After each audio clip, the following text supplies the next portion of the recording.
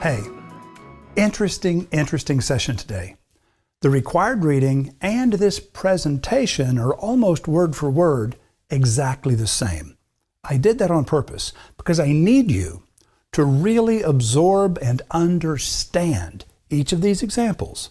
And the assignment, very challenging, but also a lot of fun, and it is going to make a staggering difference in your ability to persuade.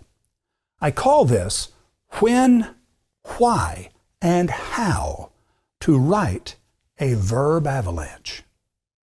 A verb avalanche is a highly engaging description that causes you to see, hear, and feel action all around you. You dodge each tumbling word boulder, only to leap, jump, roll, and scramble to dodge the mountainside of word boulders that follow close behind. Causes see, hear, feel, dodge, tumbling, leap, jump, roll, scramble, dodge, follow. That's 12 verbs out of 43 total words. Now that's roughly 1 out of every 3.5 words was a verb. Verb avalanches are, of course, built from verbs, action words. Keep in mind, your prospective customer can take no action until they have first imagined that action in their mind. Actions are easy to imagine. We have a whole section of our brain called Broca's area, just forward of your left ear, that attaches those sounds to the visual images that they describe. When you want to create reader, listener, viewer engagement, use verbs. Now, let's look at some other examples. Thorin stepped up and drew a key on its chain from round his neck. He put it into the hole. It fitted and it turned. Snap! The gleam went out. The sun sank. The moon was gone and evening sprang into the sky. Stepped up, drew, put, fitted, turned, snap, went out, sank, was gone, sprang. Now there are 10 verbs in that passage from, of course, The Hobbit, among 43 total words. Roughly 1 out of every 4 words is a verb. Now the word snap is onomatopoeia. Onomatopoeia is any word that imitates, resembles, or suggests the sound that it describes. When constructing a word avalanche, onomatopoeia counts as a verb. Here are some other examples of onomatopoeia. There are machine sounds: honk, beep, vroom, clang, zap, boing. There are impact sounds: boom, crash, whack, thump, bang. There are sounds of the voice: shush, giggle, growl, whine, murmur, blurt, whisper, hiss. Jacob slipped into the shadows, ducked down a hallway, climbed a wall, and hid in the shadows above the throne room. Slipped, ducked, climbed, hid. 4 verbs among 21 total words. Roughly 1 in 5 words is a verb. From that same book, Jacob was afraid of his friends. He slipped into the shadows, crept over a rooftop, slid down a tree, hurried away from the palace, and ran all the way to Bethlehem. That's from The Littlest Magi, written by Chris Auer. Was afraid, slipped, crept, slid, hurried, ran. 6 verbs among 31 total words. Roughly 1 in 5 words is a verb. Are you seeing a pattern here? When 1 of every 4 words, and in that first example, it was 1 in every 3.5. 1 in every 4 words, 1 in every 5 words is a verb. You have the potential of a verb avalanche. But your verbs and your onomatopoeia need to be unpredictable verbs. The passive, wormy, overused cliche verbs don't really have as much impact. So it's not strictly a mathematical ratio. It is more accurately a mathematical ratio with a high percentage of the words as being unpredictable, high-impact verbs. Jack Kerouac said, "The only people for me are the mad ones, the ones who are mad to live, mad to talk, mad to be saved, desirous of everything at the same time, the ones who never yawn or say a commonplace thing, but burn, burn, burn, burn like fabulous yellow Roman candles, exploding like spiders across the stars, and in the middle you see the blue central light pop, and everyone goes, ah." live, talk, be saved, desirous of everything, yawn, say, burn, burn, burn, exploding, see, pop, goes. Ah. That's 14 verbs among 69 total words. Roughly 1 out of every 5 words is a verb. Ideas quick march into motion like battalions of a grand army to its legendary fighting ground, and the battle rages. Memories charge in, bright flags on high. The cavalry of metaphor deploys with a magnificent gallop. The artillery of logic rushes up with clattering wagons and cartridges. Flashes of wit pop up like sharpshooters, forms and shapes and characters rear up. The paper is spread with ink. That's Honoré de Balzac on writing. He's literally describing what we're talking about. Quick march, fighting, rages, charges in, deploys, gallop, rushes up, clattering, flashes of wit. Pop up, rear up, and spread with ink. Now, there are 12 verbs there, the way that I count, out of 66 total words. Roughly 1 out of every 5.5 words is a verb. But that couple of those verbs, what I called flashes of wit and gallop, when it says the cavalry deploys with a magnificent gallop. Well, technically gallop and flashes both, in that context, are nouns. But in a different context, they're both also verbs. Gallop and flash definitely are verbs in a different context. When we're counting the words in a verb avalanche, words that are verbs used as nouns or nouns used as verbs, either of those will work as long as they are unusual, high impact, not common, mundane, predictable verbs. Now, even when used as nouns, verbs have impact. Likewise, when nouns are used as verbs, they offer increased impact as well. So this is not a strict thing. You don't want to get overly analytical.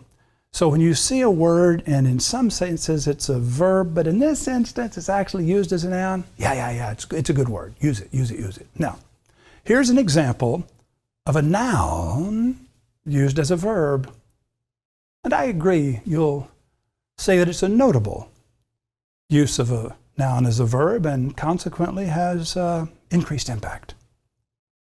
Biker Bulldog Roberts Harley Davidsoned his way through the crowd. And the action there was Harley Davidsoned. Not a verb, but you can imagine what Harley Davidsoning looks like, can't you? I love writing. I love the swirl and swing of words as they tangle with human emotions. The great James Michener, love, writing. Now that's a verb used as a noun.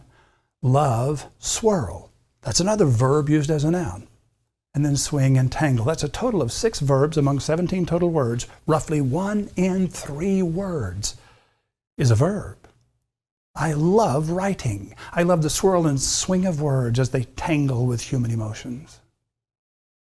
The important thing in writing is the capacity to astonish, not shock.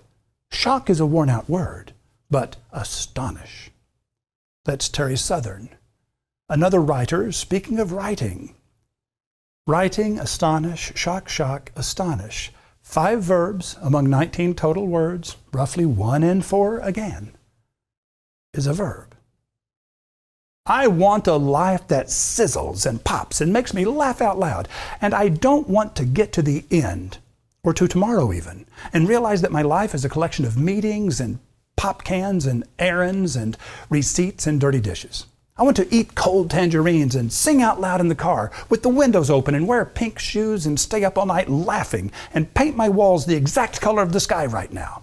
I want to sleep hard on clean white sheets and throw parties and eat ripe tomatoes and read books so good they make me jump up and down. And I want my everyday to make God belly laugh, glad that He gave life to someone who loves the gift.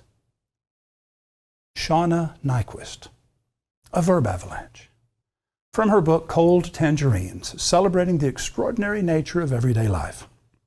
Let's look at those. Sizzles, pops, makes, laugh, want, get, realize, is, meetings, eat, sing, wear, stay up, laughing, paint, sleep hard, throw, eat, read, jump, want, make, belly laugh, gave, and loves. 26 verbs among 135 total words. Roughly 1 in 5 words is a verb. Those are verb avalanches. They gain and hold attention, and they cause people to go with you where you are going. They are participating in your sequence of words. The visual-spatial sketchpad of working memory is activated, and they're watching the movie that you wrote. So this is what you're going to do. It'll be fun, but it'll be work. You're going to write 4 verb avalanches, and they cannot be extensions of one another. You cannot use any sequence of words more than once. These are going to be 4 different verb avalanches, totally different. One is 20 words, the next one is 40 words, the next one is 60 words, the fourth one is 80 words. And guess what? 1 out of every 4 words has to be a verb. Now, how will you do this? Within the confines of this business you've chosen to try to promote. Well, when you're using that many verbs, you're taking people on a journey. So it can be, if you want, the customer's experience with your product or your service. Make the customer the star and explain what they see, touch, taste, feel, and think. And you can just use up all kinds of verbs. Or you can tell us what the manufacturer or the inventor is feeling, or the people that work in the factory that make this product, and why they feel so proud to work there. You're going to take any person in any circumstance, anywhere near or involved with this product or service that you're selling, and you're going to think of a scenario, think of a person, and then you're going to share exactly what that person is experiencing. You're going to find it when you write these in present tense. It's easier. If you want to use past tense or future tense, go ahead. But present tense is usually the easiest and most high impact way to go when you're writing a verb avalanche. But wait, you're not done. You're going to write another 5 verb avalanches. After the 4 you've already written, where 1 in 4 words is a verb, or something that feels like a verb, or onomatopoeia. Now you're going to write 5, where 1 in each 5 words is a verb. And the first one is 20 words, 40 words, 60 words, 80 words. And the last one is 120 words. And 1 out of every 5 words needs to be a verb. Are we going to be strict in that judgment? No, it just needs to be close to 1 in 5. If it's 1 in 5.5 words, acceptable. But if it's closer to 1 in 6 than 1 in 5, no, you're going to get marked down for that. So those are the assignments. You're going to write 9 pieces of copy. None of them can be based upon the others. You can't write a short one and just keep extending it. Nope, you're going to start all over from scratch 9 times. This is going to take some real time, but it's going to make a real difference in your ability to write. That's why I gave you a short assignment, good examples, and a lot of work to do. Because only by stretching these new muscles will you be able to strengthen them so that this becomes a little bit instinctive. I need you, I want you, and you need and want you to be able to get really good at this really quickly, because there are very few things you will do that will make you sound as talented as you really are. This is the key. Now get to work.